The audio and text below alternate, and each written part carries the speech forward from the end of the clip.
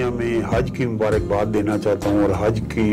کا فریضہ سر انجام ہونے کے بعد مسلمان جو ہیں وہ قربانی کی سنت ادا کرتے ہیں، اور اس کے بعد عید ایک خوشیوں بھرا پیغام ہوتا ہے۔ تو اس میں سب سے اہم چیز جو حج کے دوران ہے، جو لوگ تو وہاں حج کے فریضہ سر انجام دیتے ہیں ان کے لیے بہت بڑی سعادت ہے، اور اس کو خیریت سے سر انجام پانا انتظامات کے حوالے سے وہ بہت اچھا ہو گیا۔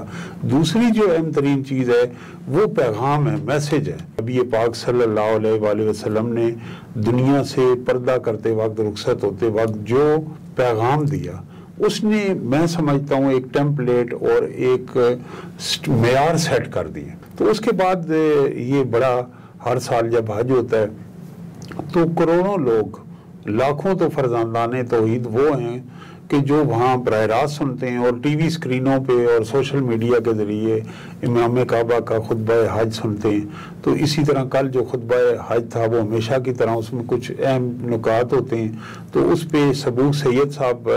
جو ہیں، کیونکہ میرا تو اتنا میں علم نہیں رکھتا، تو ان سے ہم یہ اس کے اوپر ڈسکس کریں گے کہ اس میں کیا اہم نکات تھے، اور مسلمانوں کو جو درپیش چیلنجز ہیں اس حوالے سے کیا اس میں ہمیں چیز ملتی ہے۔ بہت بہت شکریہ ملک صاحب۔ تین بنیادی اور بڑی اہم باتیں ہیں جو امام کعبہ شیخ صالح بن عبداللہ نے میدان عرفات میں خطبہ حج دیتے ہوئے کہیں۔ سب سے پہلی بات تو انہوں نے ایڈریس کیا جو اس وقت سب سے بڑا مسئلہ ہے، اور وہ مسئلہ ہے فلسطین کا، جہاں پر جو فلسطینیوں کا ایک جینوسائیڈ ہو رہا ہے، اور میرا خیال یہ ہے کہ تاریخ انسانی میں اس طرح محاصرہ کر کے کوئی مثال نہیں ملتی کہ مسلسل ان کو نہ غذا پہنچ رہی ہے، نہ ادویات پہنچ رہی ہیں، صحافیوں پر حملے ہو رہے ہیں، کاروبار پر حملے ہو رہے ہیں، املاک پر حملے ہو رہے ہیں، اور ایک انسانی لاشوں کا، جسے ہم سنتے تھے نا تاریخ میں، انسانی کھوپڑیوں کے پہاڑ بنا دیے گئے، تو ہم یہ دیکھتے ہیں کہ وہاں پر انسانی لاشوں کے پہاڑ لگے ہوئے ہیں، اور پوری دنیا کی بے ضمیر نگاہیں وہ دیکھتی ہیں، لیکن اس کے بارے میں کوئی ایکشن ہمیں وہاں دکھائی نہیں دے رہا۔ بچے مارے جا رہے ہیں، اور لاکھ سے زیادہ لوگوں کی تعداد ہو چکی ہے، اور پوری دنیا کا جو ضمیر ہے وہ اس وقت سویا ہوا ہے۔ تو امام کعبہ نے میدان عرفات میں دعا کی ہے فلسطینیوں کے لیے، اور یہ کہا ہے کہ اللہ تعالیٰ ان کے لیے آسانیاں پیدا کریں۔ اچھا، یہ بڑا اہم ہے کہ امت مسلمہ جب ہم کہتے ہیں، چاہے وہ اب جدید ریاستیں تو ہیں، لیکن جب کوئی کرب پریشانی میں، اور جس طرح آپ نے بتایا ہولناک مظالم کا شکار ہو، تو بہت سارے لوگ ایکسپیکٹ کر رہے تھے کہ شاید وہ تذکرہ نہ کریں۔ انہوں نے تذکرہ بھی کیا، دعا بھی کی، اور جو وہ تکالیف کا شکار ہیں اس جانب بھی انہوں نے کہا۔ یہ ایک بڑی پازیٹیو چیز ہے، بہت پازیٹیو چیز ہے۔ اور دیکھیں اس کے اندر دو باتیں بڑی اہم ہیں کہ ایک ہیں ریاستوں کے معاملات، اور ایک ہیں شہریوں کے معاملات۔ شہری بطور شہری دعا ہی کر سکتا ہے، وہ کوئی جنگ نہیں کر سکتا ہے، کیونکہ وہ اپنی ریاستوں کے ساتھ ایک حلف کے تحت رہ رہا ہوتا ہے۔ تو ہمارے ہاں بعض لوگ یہ کہتے ہیں جی کیسے پاکستان میں جی ہم جہاد کرنے چلیں، بھائی کیسے جہاد کرنے چلیں؟ یہ بڑا اہم نقطہ ہے۔ اس میں جدید یہ ہے کہ جو مضبوط ریاستیں اور جدید ریاستیں ہیں، وہاں جہاد کا جو اعلان ہے وہ ریاست کرتی ہے، اور یہ تو پھر انتشار ہو جائے اگر کوئی علماء دین یہ کہیں کہ وہ اسٹیٹ پالیسی سے ہٹ کے، کیونکہ اسٹیٹ کو بہت ساری چیزیں دیکھنا ہے، اگر وہ اس طرح جہاد کا یا جنگ کا اعلان کر دیں تو پھر تو ایک خانہ جنگی کی صورت انتشار ہوگا۔ ایسے ہی ہے، اور آپ نے کچھ عرصہ پہلے دیکھا تھا کہ یہاں اسلام آباد میں کنونشن سینٹر میں پاکستان کے تمام مکاتب فکر کے علماء کا ایک اکٹھ ہوا، اور اس میں انہوں نے کہا کہ وہاں کا جہاد فرض ہو چکا ہے۔ تو مسئلہ یہ کہ جہاد فرض ہو چکا ہے، تو علماء دین نے یہ ذمہ داری اپنی پوری کی ہے کہ یہ بتائیں کہ جہاد فرض ہو چکا ہے، لیکن جہاد کرنا کس نے ہے، اور جہاد بھی تھوڑی سمجھنے کی ضرورت ہے کہ ایک تو ملک صاحب جہاد ہے، میں اور آپ بات کر رہے ہیں، اور ہم یہ کوشش کر رہے ہیں کہ فلسطین میں ظلم بند ہونا چاہیے، کشمیر میں ظلم بند ہونا چاہیے، لیکن قتال اور چیز ہے۔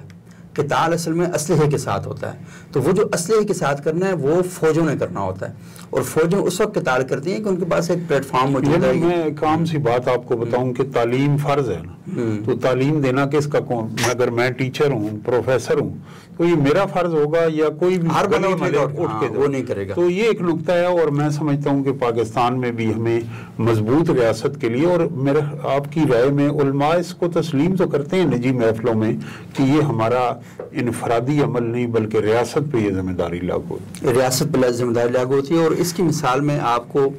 1400 برس پہلے آج دیکھیں عید کا موقع ہے، لیکن 18 ذی الحج کو سیدنا عثمان غنی کی شہادت ہوتی ہے مدینۃ الرسول میں، اور آپ کو پتہ ہے کہ سیدنا عثمان غنی نے وہاں پر 3-4 چیزیں بالکل نہیں ہونے دیں. باغی آئے، محاصرہ کیا، آپ کو بھوک اور پیاس کی حالت میں رکھا، لیکن اس کے باوجود آپ نے مدینۃ الرسول کو لہو لہان نہیں ہونے دیا، اسے آلودہ نہیں ہونے دیا، اور وہاں پر صبر کے ساتھ، یعنی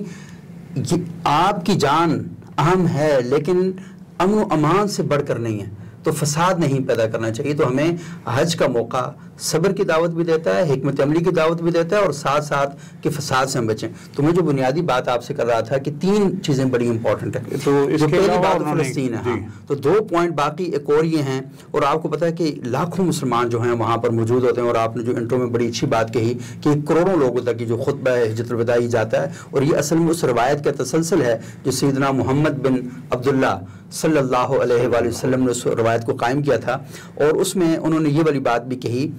کہ مسلمانوں، یہ ایک روایت ہے کہ عبادت اس طریقے سے کرو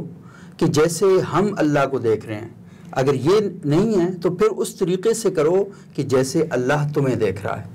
تو یہ عبادت تک معاملہ محدود نہیں ہے کہ میں نماز پڑھ رہا ہوں تو نماز پڑھتے ہوئے اللہ کی ذات کو میں دیکھ رہا ہوں. اگر یہ نہیں ہے تو پھر یہ سوچو کہ اللہ آپ کو دیکھ رہا ہے. یعنی فیل کرنا ہے، میں یہ فیل کرنا کہ ہاں کہ اس وقت نگاہ خداوندی میرے اوپر کھڑی ہوئی ہے. لیکن جو مسجد میں آپ عبادت کرتے ہیں وہ معاشرے کے اندر عمل کی صورت میں عبادت کرتے ہیں. تو دہی بیچتے ہوئے خیال رکھنا چاہیے کہ اللہ مجھے دیکھ رہا ہے. معاملات میں اس کی جھلک ہونی چاہیے. ہاں، دودھ بیچتے ہوئے خیال رکھنا چاہیے. لوگوں کی زمینوں پر قبضہ کرتے ہوئے اس بات کا خیال رکھنا چاہیے کہ اللہ آپ کو دیکھ رہا ہے. ان کا ملاوٹ کرتے ہوئے یہ تھا کہ یہ صرف رسم نہیں ہونی چاہیے کہ آپ نے عبادت ایک رسم کی صورت. ہاں، اصل خدا جو رسم قائم کرنا چاہتا ہے وہ یہ ہے کہ معاشرے کے اندر آپ ظلم کے خلاف کھڑے ہوں، عدوان کے خلاف کھڑے ہوں، کرپشن کے خلاف کھڑے ہوں، رشوت کے خلاف کھڑے ہوں، ملاوٹ کے خلاف کھڑے ہوں. آپ نے ملاوٹ پر مبنی معاشرہ کبھی بھی قائم نہیں کرنا. سبو صاحب یہ بڑا اہم انہوں نے نقطہ کیا یہ، لیکن یہ تو ہمارے دین میں بھی اگر آپ قرآن مجید کا مطالعہ کریں تو نماز کے لیے سرٹن کنڈیشنز ہیں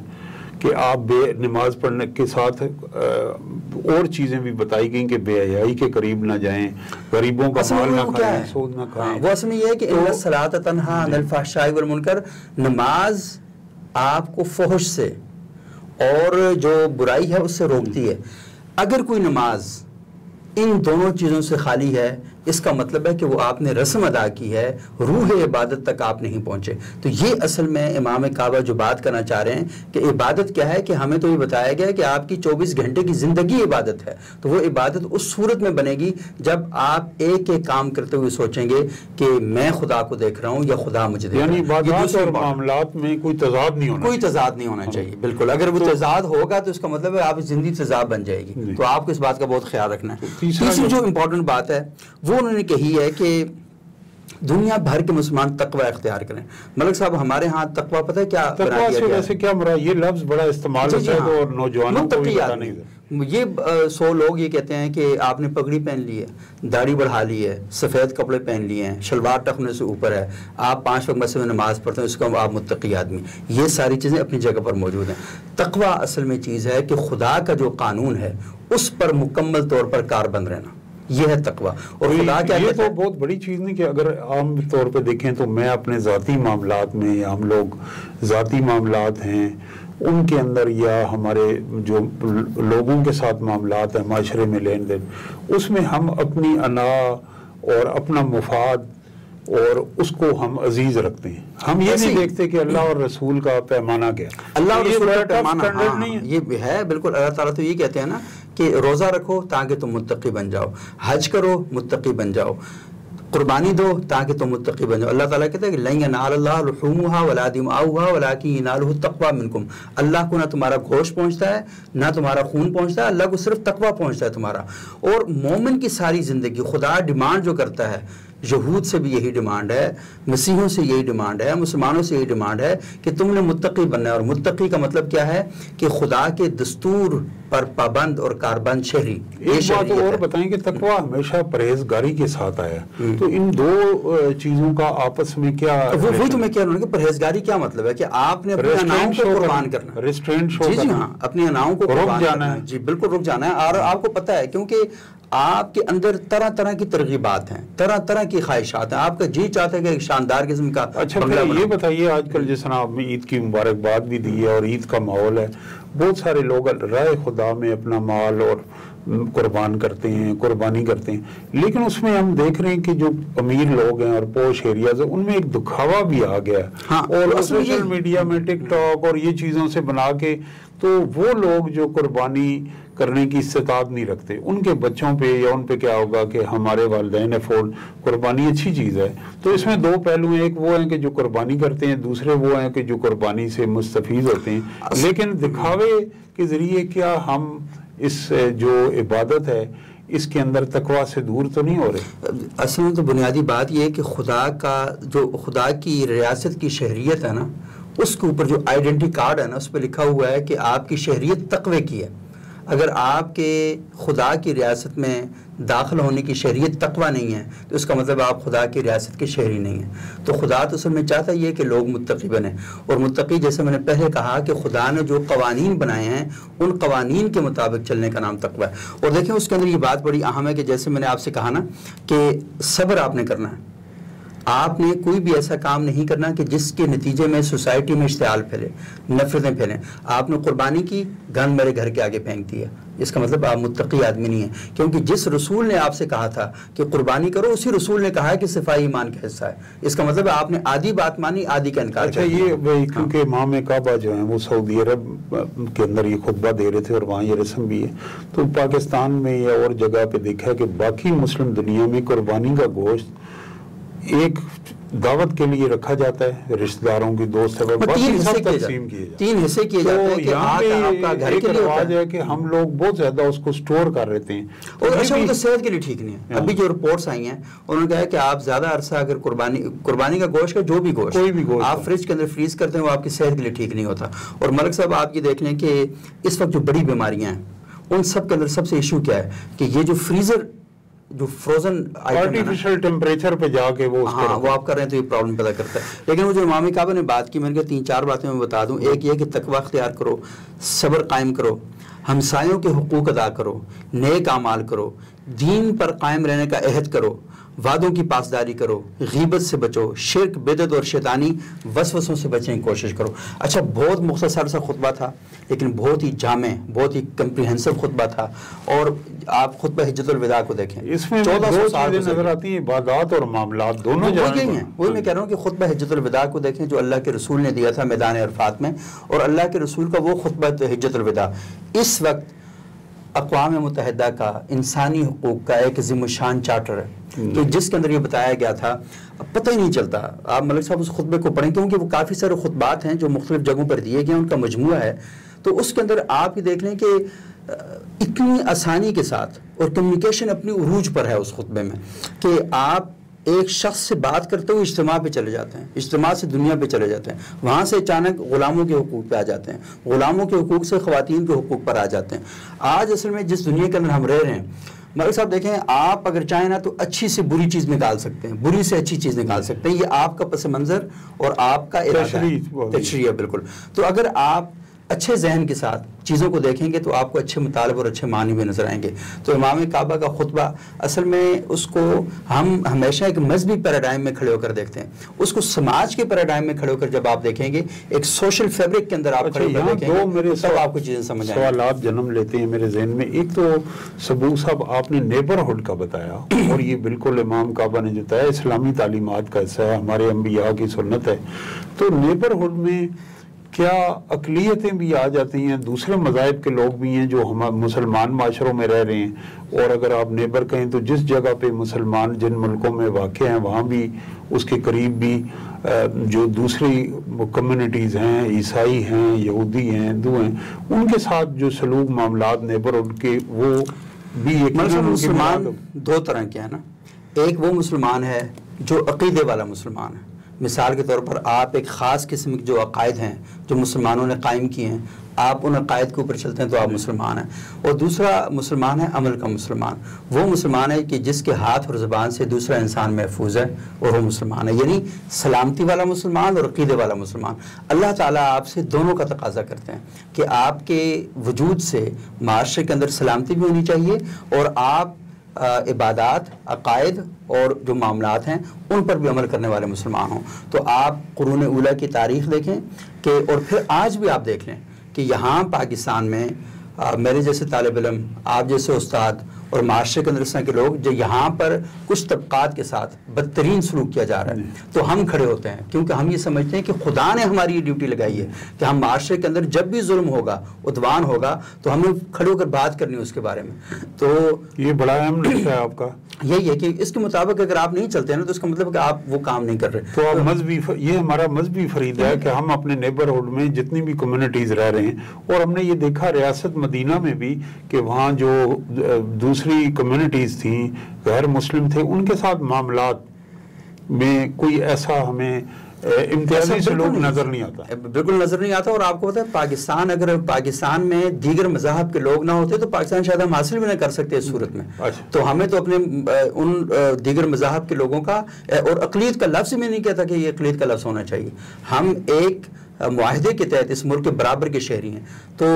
اسلام کی تعلیمات مجھے بتاتی ہیں، ملک صاحب میں جو کچھ لکھ رہا ہوتا ہوں بعض اوقات، یا مجھے دوست صاحبہ اور آپ جیسے دوست بھی کہتے ہیں کہ آپ اس طرح نہ لکھیں، جان کا مسئلہ بن سکتا ہے۔ لیکن وہ ہم جانتے ہیں کہ اسلامی یہ بھی ہے کمزوری ہوگی کہ اسلامی تعلیمات جانتے بوجھتے ہوئے ان کا اظہار نہ کیا جائے۔ تو میں اپنے آپ کو مسلمان سمجھتا ہوں اس وقت جب میں پاکستان کے اندر ان کمزور طبقات کے لیے بولتا ہوں۔ اچھا، اس کا ایک اور پہلو بھی ہے کہ ہمارے کروڑوں جو ایک اچھی خاصی تعداد ہے مسلمانوں کی جو غیر مسلم معاشروں میں عید مناتے ہیں، اور وہاں ان کو مذہبی آزادیاں ہوتی ہیں۔ بالکل ایسے ہی، بالکل ایسے ہی۔ تو اب اس میں ایک نقطہ اور میرے ذہن میں ہے، جو وعدے کی انہوں نے بڑی اہم بات کی کہ پاسداری کرو، ایفائے عہد ہے اور اس کو آنر کرنا، یہ میں کمٹمنٹ۔ یہ جو ایفائے عہد ہے،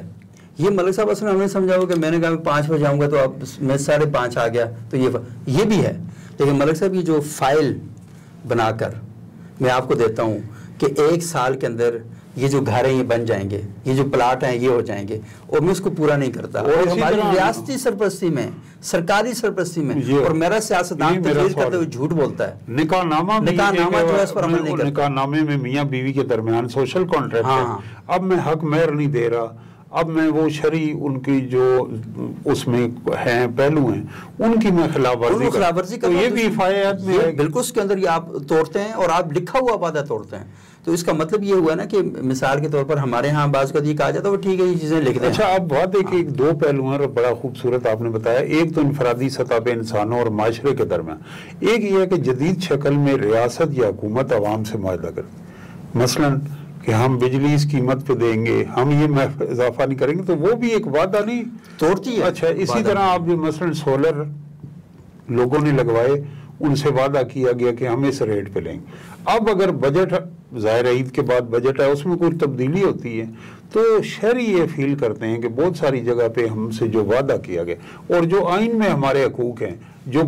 بنیادی انسانی حقوق ہیں، رائٹ آف موومنٹ ہے، آزادی اظہار کی بات ہے، اور کسی نسلی تعصب کا نہ ہونے کا، جنڈر بیس نہ ہے، رائٹ آف امپلائمنٹ، ان وعدوں کو جو آئین کی شکل میں ریاست نے دی ہیں، ان سے اگر کوئی حکومت یا ریاست خلاف ورزی کرے، ان سے انحراف کرے، تو یہ امام کعبہ کے نزدیک وہ تو گناہ کا ارتکاب کر رہی ہیں ریاست۔ اس میں ملک صاحب امام کعبہ کے نزدیک نہیں، یہ کعبے کو عزت اور عظمت دینے والے کے اصولوں کی خلاف ورزی بھی ہے، اور آپ کو پتہ ہی ہے کہ اللہ تعالیٰ کی طرف سے بہت سخت قسم کی وعید آئی ہے۔ اگر دیکھیں نا، میں وعدہ توڑتا ہوں تو میں ایک آدمی ہوں، اگر ریاست وعدہ توڑتی ہے تو اس کا مطلب یہ ہے کہ وہ زیادہ بڑا اس کا امپیکٹ ہوتا ہے، اور اس کا وجہ کیا ہوتا ہے کہ ریاست میں اور شہریوں میں اختلاف پیدا ہو جاتا ہے۔ اچھا، اگر ریاستی سطح پہ میں وعدہ توڑتا ہوں تو یہ میں کوئی جو یہ آپ اللہ کے مجرم، اس کا کفارہ بھی ہے نا، اس کا کفارہ ریاست کے لیے کیا، ریاست کا کفارہ ریاست معافی مانگے، ریاست معافی مانگے اور جن کے حقوق اس نے غصب کیے ہیں ان کو وہ حقوق دے۔ اور اگر آپ یہ والا کام نہیں کرتے اور آپ ہیل و حجت کرتے ہیں اور قانون کی موشگافیوں میں لوگوں کو الجھا کر من پسند تشریحات اور معنی نکالتے ہیں، تو اس کا مطلب ہے کہ ریاست کے دل میں ماں کا دل نہیں ہے بلکہ ستیلی ماں کا دل دھڑکتا ہے۔ تو یہ جو ہے یہ اصل میں بہت بڑا پرابلم کریٹ ہوتا ہے یہاں سے، اور میرا خیال یہ ہے کہ امام کعبہ کا جو خطبہ ہے اس پر ہم نے بہت بڑا کمپریہنسو ہے، اور اس میں دیکھیں عبادات بھی ہیں، معاملات بھی ہیں، اور مسلمانوں کو جو درپیش چیلنجز ہیں